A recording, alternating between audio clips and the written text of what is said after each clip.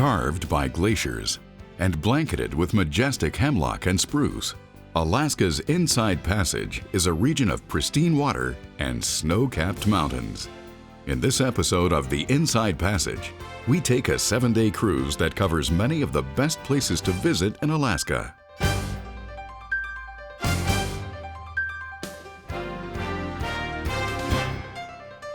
Cruise up close and personal with one of the American West Steamboat Company's ships, the Empress of the North.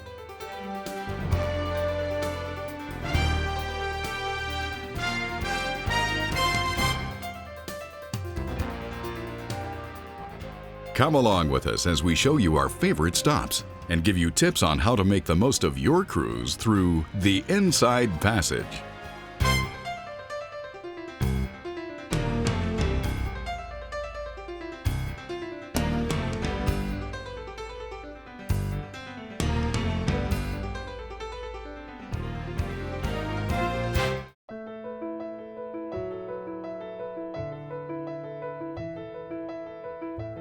Juneau's setting rivals the Alps, clinging to the feet of snow-capped mountains right where they meet the blue sea.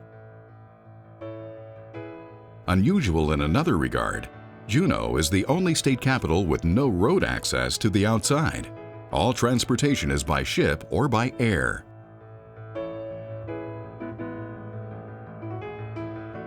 Mendenhall Glacier, known as the Neighborhood Glacier, is just a stone's throw away.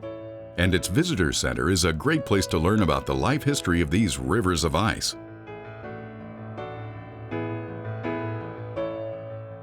Conclude your Juneau adventure with a traditional Alaska salmon bake.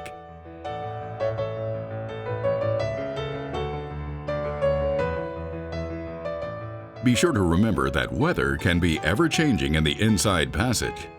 In preparing for your trip, we recommend you bring a light rain jacket, a fleece jacket, and a heavy jacket.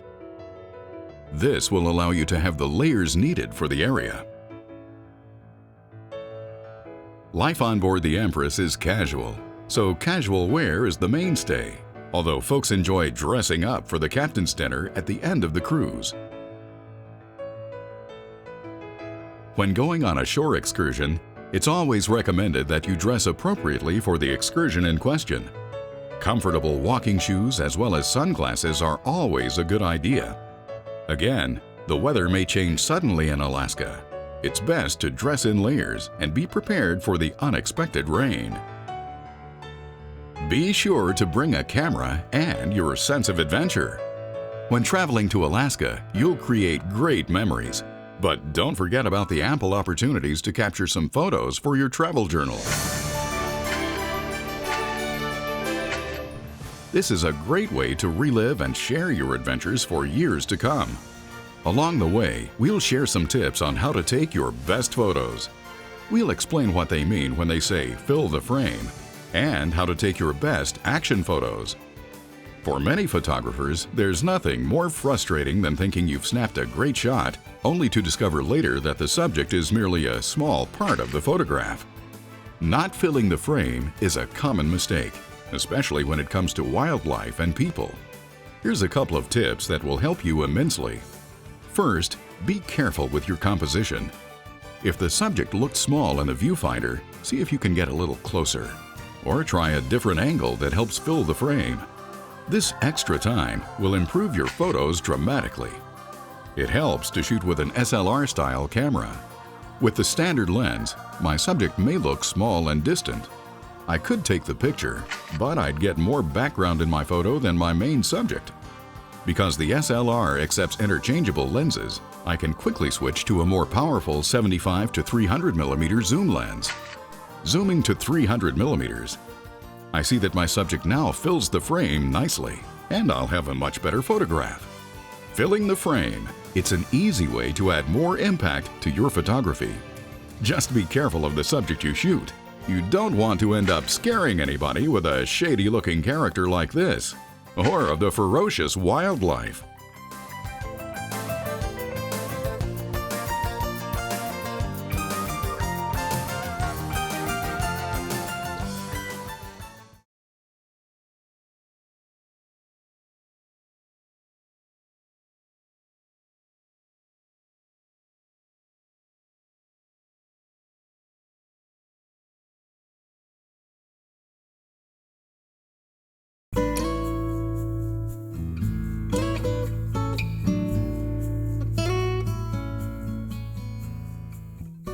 In 1896, the cry of gold triggered a frenzied stampede north.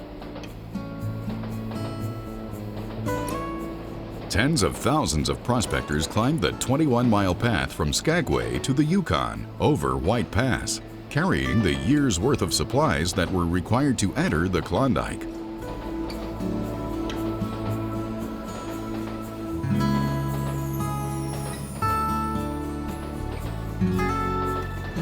They were coming into White Pass itself. It's also the international border with Canada. There'll be a little marker on the cliffside above us and a bunch of flags. There isn't anything here now to speak of.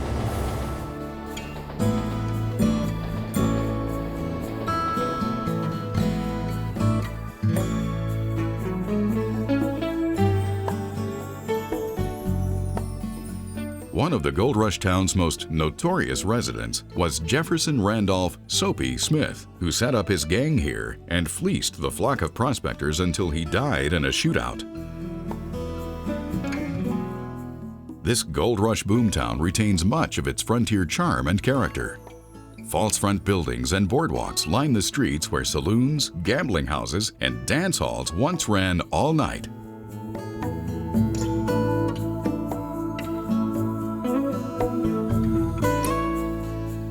Lynn Canal is North America's longest glacial fjord, some 2,000 feet deep and stretching nearly 100 miles past forget-me-not blue glaciers, dazzling waterfalls, and soaring mountains.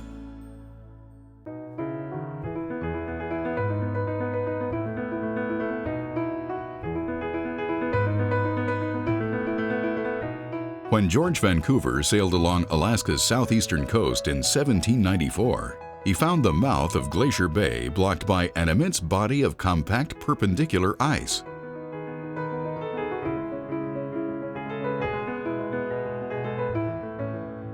Since then, the ice has receded 65 miles, revealing a magnificent fjord ringed by jagged mountains and fed by 16 tidewater glaciers, and echoes of the ice age that helped shape this last frontier.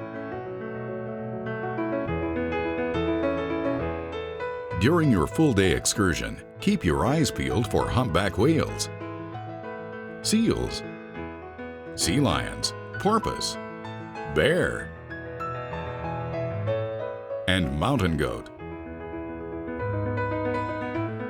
Marble Island, closed to foot traffic for over 25 years, is known for its stellar sea lions, as well as for its rich bird life. Birdwatchers will have the opportunity to spot a wide range of shorebirds, including horned and tufted puffins, cormorants, murres, and guillemots.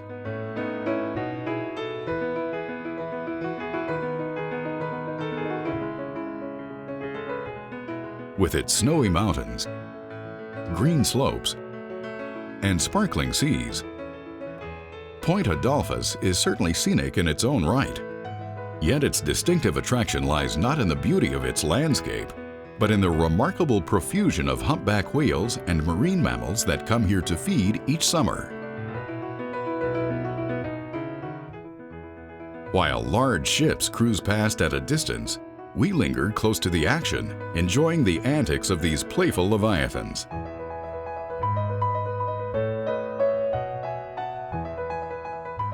Watch them effortlessly launch their 50-ton bodies out of the water, then return to the water with a thunderous splash.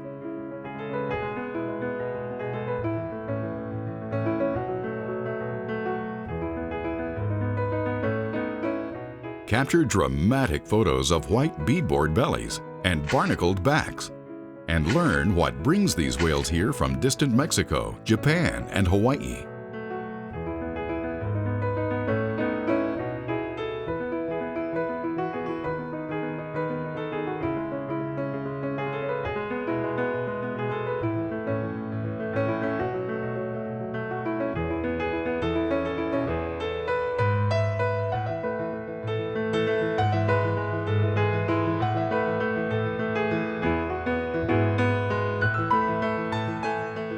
Sitka is one of Alaska's most well-preserved and historic towns, accessible only by sea or air.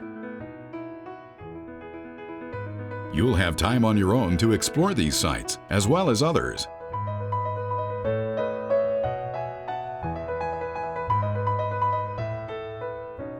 In 1890, Norwegian pioneer Peter Bushman began using the clear, clean ice from the LeConte Glacier to pack fish and built the Icy Strait Packing Company cannery.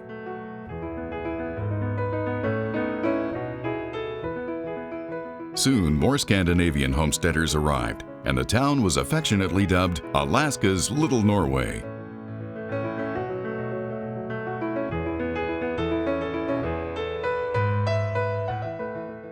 The town reflects its Old World heritage in buildings decorated with intricate Scandinavian rose-maling designs, and in the historic traditions carried on by its residents.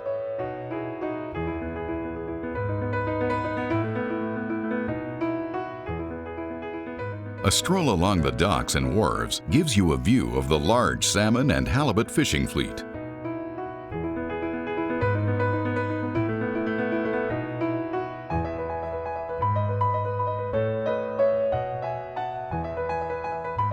Our next port of call is the charming town of Wrangell, where we will enjoy a traditional salmon bake. While in Wrangell, you may visit Chief Shake's Island.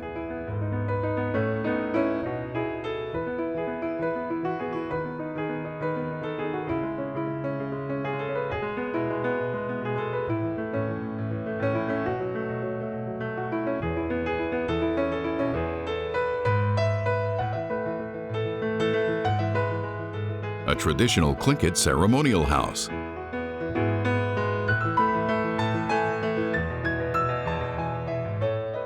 And Petroglyph Beach. The petroglyphs that we saw earlier up on the platform are replicas, but this one is an original that they believe is anywhere from 6,000 to 8,000 years old. This one is so well preserved because it's high on the tide line. Doesn't get much wear to it. Wrangell is a rarely visited patch of authentic Alaska with a rich history dating back 8,000 years. It's the only community in Alaska to be governed by 4 nations: Tlingit Nation, Russia, Britain, and the United States. It's also been influenced by the Chinese, who were imported to work in the fish canneries, and the Japanese, active in the timber industry.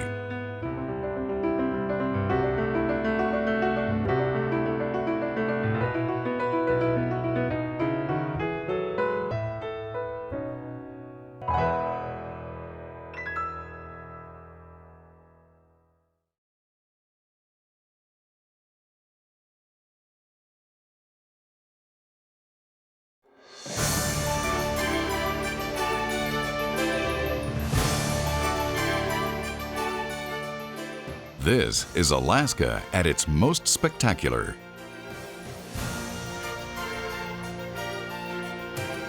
Walls of granite soar some 3,000 feet toward the sky.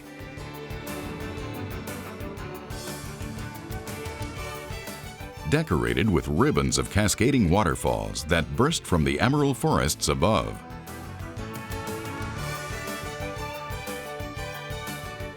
Silken mists drape like elegant shawls around the shoulders of the surrounding mountains. Our small ship fully explores this scenic area to get you closer to the dramatic waterfalls and to watch for wildlife revealing itself on shore. Brown and black bears, Sitka black-tailed deer, wolves, mountain goats, beavers, minks, foxes, and river otters make their homes here, as do porpoises, whales, sea lions, and seals.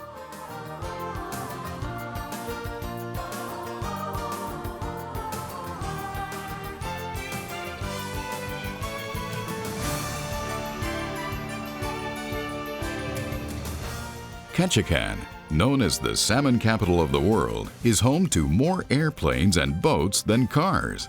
Not surprising considering the town is just 2 blocks wide and 5 miles long, with no land connection to the mainland. The green hillside is so steep, sections of the town are built on pilings over the bay. Elaborate wooden stairways provide access to homes above and are maintained by the city, just as streets are elsewhere in the world. This is the place to see unspoiled lakes and fjords, bald eagles, and an outstanding collection of totem poles.